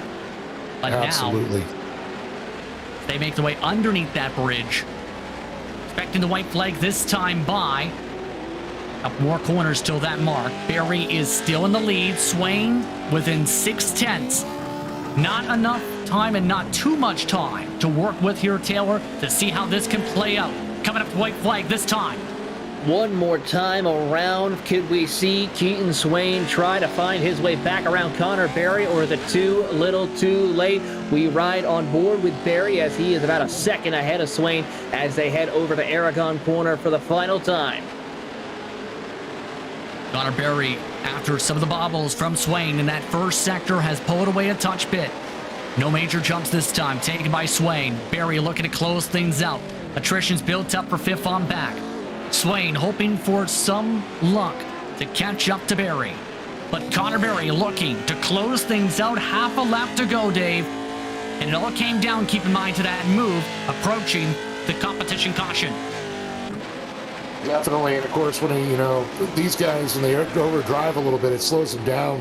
Sometimes, like I said earlier, I hate to be redundant, but slower is faster. Being smooth is the key. Watch Connor. He goes up high, comes down low, slides it out, and then he keeps that momentum up. He's not keeping too much of a steep angle on that vehicle, and that's why he's going to take this checker flag, and he's going to take the win here. Round 1. Final time around, Connor Berry will get to celebrate. The first winner of the iRacing Short Course National Series for 2022 is Connor Berry. Berry wins at Crandon. Swain in second, Prater, Drapkin, Sherlock, the top 5. What was a barn burner for much of the field and much of the night. Certainly is a absolute exciting way. What a great way to kick off the season here for the iRacing Short Course Series. As we see here, of course, we'll be back here at Crandon in a couple of weeks' time, but let's go through the results, Justin. Yes, indeed. Again, unofficial results. Berry coming away with the victory. 1.1 seconds the differential between him and Swain, with Prater and Drapkin rounding out the top 4. Tyler Sherlock finished in 5th tonight, with Felix Roy in 6th. Noah Sanders and Crystal Kane round out the top 8. Knowles and Hardesty finished 9th and 10th, respectively. Terry Midler will come home in 11th, followed by Andrews Keeper in the 12th position. Lon Franks in 13th with Nick Larson in 14th. Aiden Irvin will come home in 15th, followed by Tor Andrea Borison in 16th. Reese Newer will come home in 17th. One DNF here for tonight, Shane Paul in that 39.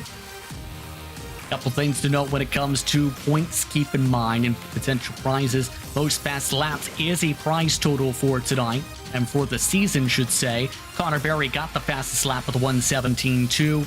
There's also the award for the least incident points. That mark after that respective feature shared by Prater, Newbern despite flipping, and Irvin with 2 apiece. Incredible start to the season, but it's Connor Berry who wins feature race number 1 of the 2022 season. Connor Berry now joins us at the broadcast booth. Connor, you're the first winner of the season. How does it feel to start off the campaign with the W? Yeah, it feels awesome. It was a super fun race, and yeah, I mean, it was just fun. Me and Swain, we had a pretty good battle. I knew that Swain was going to be fast, and I knew that he was going to be the one who I was going to have to make the pass on 40 lead, and yeah, that's how it was. I knew if I didn't qualify first, it was going to be a pretty good race, and I qualified second, so it put me inside Heat 2, and I won my heat, and I started third for the main, came out of turn 1, and I think side by side with like a lot of the cars, and settled the first 5 laps in P2, and just waited for, I guess, the time to go for the pass, and I think I did the pass pretty good. I tried to not make contact, but I think it was good. I don't know if he is mad, but I thought that day was good. So it was a pretty cool race, and I'm glad that I could finally win in a race that I have put on. Yeah, it's a lot of work indeed put in for this season in turn by you and a lot of the organizers for this respective campaign. But in terms of the battling two, your opinion on some of the difficulties drivers had to face tonight, because I know you have a lot of experience in the sim when it comes to this track, a lot of experience in the real world as well, but it seemed attrition was the name of the game until the feature. I mean, my league has a wide spread of guys here. We have kids who are young and adults. So then we have adults who are like new to this game, and then kids who are new to this game. And then there's some kids like me who I am on this game quite a bit. So there's definitely some carnage, and I think there's some things what could be fixed, and for sure just trying to just get to the finish line is key. And then once you get to the the feature race, you know that it's just gonna be as clean as it gets in these trucks. So I mean, it's all about being consistent, smooth, and just trying not to get into the rear of the cars. Like me and Swain were like, we were like nose to tail those first couple laps, and I was just trying to just be smart and not end our nights, and that's what I did. So I mean, it's just about being smart here. The next race for this season, Bark River, your opinion on how that could fare out and your confidence levels on that circuit? Yeah, I mean, that track is fun. To me, it's just like here, just being smart and smooth and consistent. I feel pretty fast there. I still need to put in some work because I know Swain's fast too. So it's going to be cool. I think you will see something just like here, and I bet you we will see some more faces towards the front. It's only round one, and I don't think people were expecting some of these speeds. So I think people will put in some more work and try their best to get faster and give us a run. Indeed, an interesting night to say the very least. Anyone you want to give a shout out to after this one? Sure. I want to give a big thanks to Jim Beaver Esports, CBR, Vision Wheel, General Tire, Next Level Racing, all of my admin staff, and you guys for doing this for my league. Congratulations on the first feature race victory of the season. Congrats. Thank you, guys. Connor Berry, your winner tonight from Crandon. Keaton Swain led the first half of this one before that move after the competition caution round that set caution. Taylor Burris catching up with Keaton Swain. Here with Keaton Swain in his second place finish. Keaton, you started off strong in the early stages. Tell us what happened in that second half that allowed Connor Berry to get by you. He got close enough and threw a slide job, and it ended up being better on his end, but it was a clean move. And he definitely had a setup that favored him towards the end, so I got to go back to the drawing board and see if I can find a little more speed for the second half of the race. What do you think is the difficulty when it comes to racing here for these longer distance, 12 laps here at Crandon, that showcases the talent as well as the maneuverability that you need to have when it comes to racing at this circuit? Just minimizing your mistakes and being smooth. Big thing with these is, keeping them all on four wheels. If you can do that, usually you'll end up pretty solid. But overall, it was a good race for me. Good points day, good way to start the season. And, obviously, congrats to Connor and Mason on their good runs as well. Well, Keaton, before we let you go and celebrate this podium, is there anyone you would like to say thank you to? Yeah, I just got to thank everyone that helps me out. Appliance Parts Company, Factory Sim Sport, Sim Coach Pedals, ZK Designs. Obviously, you guys for putting on the broadcast, and everyone that supports Connor's series. a good first round. I'm looking forward to the next one. Well, we look forward to seeing you at the next round. That is Keaton Swain coming home in second place. And of course, we get to talk to the defending series champion, Mason Prater. He is with Dave Arnold. Man, I'll tell you, the bullseye was coming on your back as you come into this first round, 2 back-to-back championships. What was the pressure like coming in here?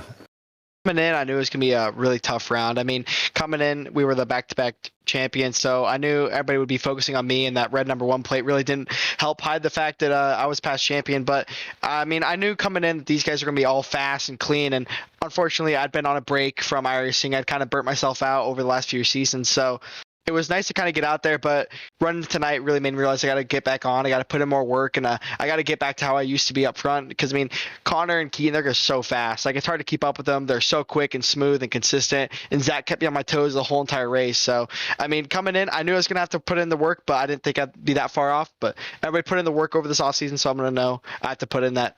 I have to match their work ethic pretty much. Well, when it came in tonight, though, and you finally get to the main event here, the pressure with Keaton Swain, of course, Connor Berry, you're no stranger to racing with these guys in iRacing. But to see the speed that Keaton has shown, and now with Connor during the National Series, I mean, what was your plan? Honestly, my plan for this season is just to keep my head on cool and do what I've done the past 3 seasons and just be consistent, get podiums every single week, and keep up at the front, keep my head clean, stay smooth, keep friendships on the track. That way I'm not making any enemies. And I mean, Key and Connor knew they'd be fast. I've been watching the streams of the VOR stuff, and they've been absolutely kicking butt. Like, they've been so fast all season long, and I knew they'd be hard to beat. So coming in, I kind of knew that they'd be the top dogs and someone I had to chase down. But see them tonight, I really got to get on, put in some more work, make some more tunes, get some more like time in for myself, get more comfortable with the car. But I mean, they ran great. I knew that they'd be fast. They ran clean. Their battle was great to watch. I had the best seat in the house for it. And Zach ran great too. Me and him didn't have any contact the whole entire race. So I couldn't ask for a better race tonight. I mean, I wish I would have been up there a little bit more, but I mean, next week I'll be back at it. Well, it is a long season. You got points going into it, chasing another championship. I got to say congratulations for you getting on the podium. And I mean, there's so many people that stand behind you, whether it's in the virtual world or on the real racetrack. And I think it's time for a little love. Yeah, I mean, you guys can see the suit. Just want to toss it on, give a big shout out to like all my sponsors like Prater Racing, Toyo Tires, Sparco, CBR, Voodoo Graphics, FK Rod Ends, everybody that supports me, like Ruthless Karting, and then a big shout out to my parents who fund my whole entire racing. They got me my computer to start off with, and they got me my first ever sim and iRacing. So without them, I wouldn't be doing this when I wouldn't be here. So can't thank them enough, and I can't thank all my friends that hop on and practice with me and get me better. And then Ryan Beat Motorsports, Ruthless Karting also for the real world stuff. Like, they're getting me in the hours and I'm putting in the work that I can be better on and off the track and on and off the sim. So can't thank them enough. And everybody that comes out and supports me and makes this racing thing happen, like, I couldn't thank them enough. This is a dream come true, and I'm sure I'm living a lot of little kids' dreams right now. So I'm just trying to take advantage of it while I can and make something out of it. Awesome, Mason. Say hi to your mom and dad, and we'll see you next week on the Virtual Dirt. All right, see you guys next week. Once again, that's Mason Prater rounding out your top 3 tonight. I'd like to thank him, Keaton Swain, and Connor Berry for taking the time to speak with us during post-race coverage. And gave an incredible start to the season, some good battling. Yes, there was a fair bit of attrition, as talked about a bit with Connor Berry, but in turn, some great battles, and in the end, Connor Berry played the right positioning right to make that move that took over the race lead from Swain, secured this feature victory. Well, I think we set the tone for the season pretty much, and I think a lot of drivers are going to go back to the driving board on some strategies out there. The top runners, well, you know, they always say the cream rises to the top. Well, they have for this round, but I think things are going to change through the season as now the tone has been set. And Taylor, that tone in turn moves its way over towards the direction of Bark River. Your opinions on how that can play out the next one? It's going to showcase those drivers who utilize the opportunity to showcase their talents here tonight. Bark River, though, another different animal that these drivers will have to negotiate. We're going to see who then has the talent there. Could we see a back-to-back, of course, for our top 3, or will some new faces take up to the top of the hill when we come back next Thursday night at Bark River? Again, catch that 10 p.m. Eastern Time. That's when coverage will start then. If you want to get in on the action, also be sure to join the iRSC Discord. For more information, check out iRacing Short Course, social media, and on YouTube. They have a link for their Discord in their descriptions for their respective side of things. Let's take a look at the upcoming events meanwhile across the iRacing service, because the SimMax Cup Series powered by MPI heads to Darlington on January the 9th. That starts at 9:15 p.m. Eastern. Catch that on twitch.tv/Podium Esports. Then Monday Night Racing drives the Porsche RSRs at RBR. January the 10th, Road to Glory starts at 7 p.m. The Pro Series, estimated start time 8 p.m. You can catch RTG, Podium 1, Podium 2 for the Pro Series. Then Operation eMotorsport iRacing League action heads to the Daytona Road Course. That will be January the 11th, 8 p.m. Eastern. Catch that on youtube.com/Operation Motorsport. And then S-Rock, presented by Shenandoah Shine, heads to Charlotte Motor Speedway for a visit to the home track for many of the stock car organizations. Be sure to check out Old Style Gen 6 Racing January the 12th at 9 p.m. Eastern. Catch that on twitch.tv/Podium Esports. On that note, I'd like to thank you for tuning in for tonight's action, as well as the 2022 series sponsors: CBR Performance Products, AIM Sports Data, Super Clean, Dirt Sports World, Signature Propellers, Positive Beverage, and Smith Graphics for supporting this series. For Ryan Bauer, James Pike, Cisco Scaramuza, Gary Sexton, and John Theodore at Podium Esports, for everyone behind the scenes, iRacing Short Course Series, for our camera builder, Dougie Beard, for Cameron Oberon on social media, for our producer this evening, Ryan Bauer, and for my colleagues, Taylor Burris and Dave Arnold, I'm Justin Prince.